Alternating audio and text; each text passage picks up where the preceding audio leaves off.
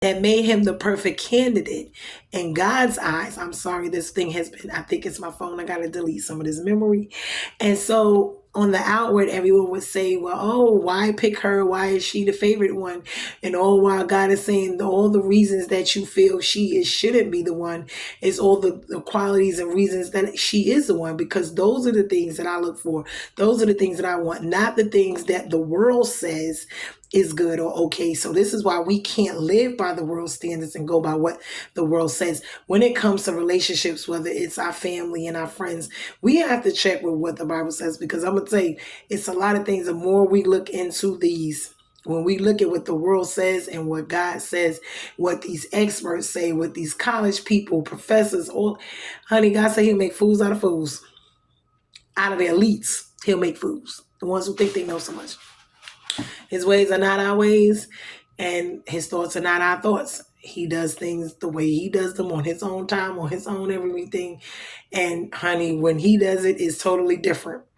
But when we look at all of these situations and we look at their lives, we understand how we got here. Mainly is disobedience, just having our own free will to do what we want to do, and just doing really literally what the heck we want to do. And that's really what it boils down to.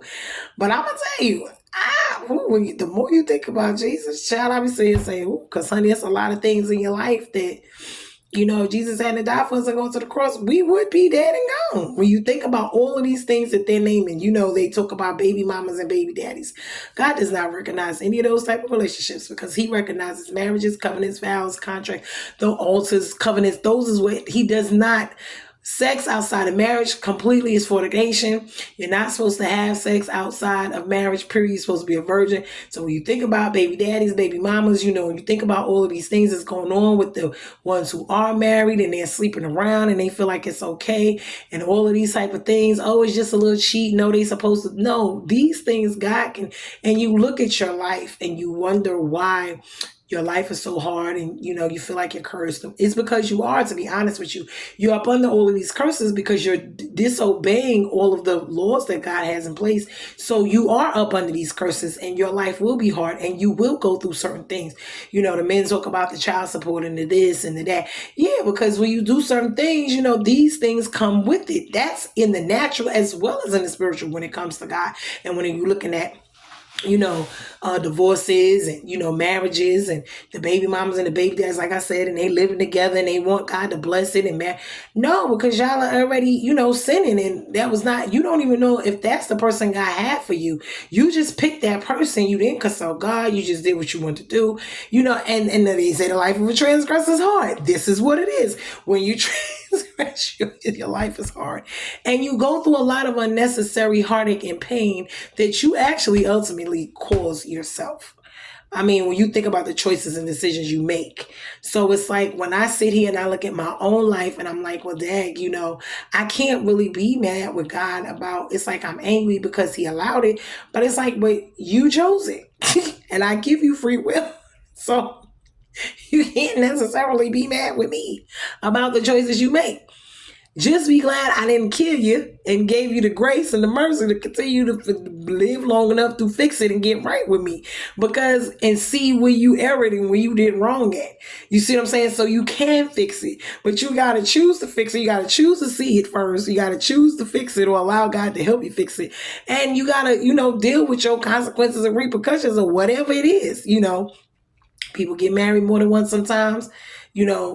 That's, after that, that's, because it's like I don't really, but really it's like we're supposed to marry, only really supposed to marry one time. Even myself, I still, because I'm still married, I mean, we're not together, but in God's eyes, we're still married. You see what I'm saying? So it doesn't, what the world says and what God says is two different things. Even after I divorce him, technically speaking, you see what I'm saying? As long as both of us are still living and neither one of us, honey, you got to look it up. Because there's a lot with that. And some people say you can remarry. Some people say you can't. It's like, I'm trying to work that out with God right now. Because it's like, I'm trying to find the answers to that. Because it's like, and it's like, do I really want to? I don't even know. Because I'm not even to that point yet. Well, I feel like, it's like I got to do other things first. Before I got to figure a lot of other things out first. Because, the way we love and what love is supposed to be here. It's not the godly love. As we could see, everybody has their own agendas, their own wants, their own this. And folks are not honest, and they do what they want because it's something they want. It's not because they're trying to come in your life and make your life better.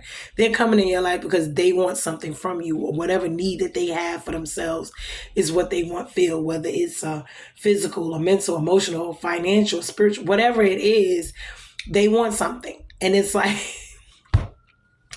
and I don't know if I should be even thinking like that because I'm traumatized too about a lot of stuff and I got to get over it. And maybe I will see it, differently later on. But where I'm at right now, we got to go through this in phases. Where we are at the time.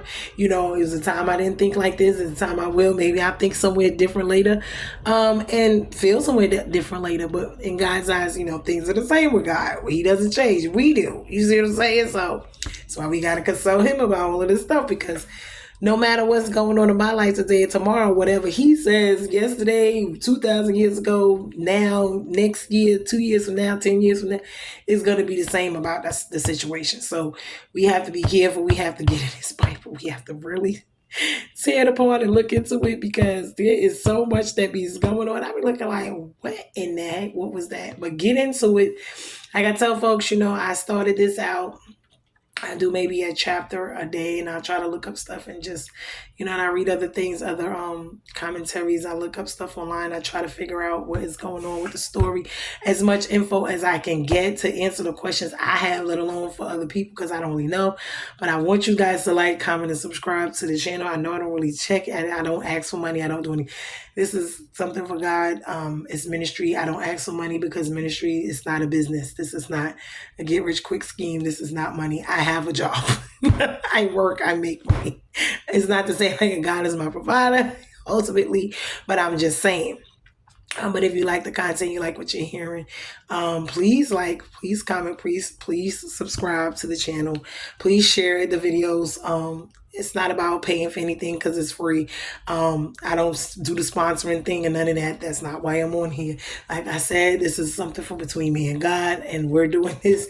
And it's just to, get people to get their lives right, to not leave here, and go to hell, to figure their lives out at whatever they're going through right now in it, or if they're trying to figure themselves out from the past to now to the future.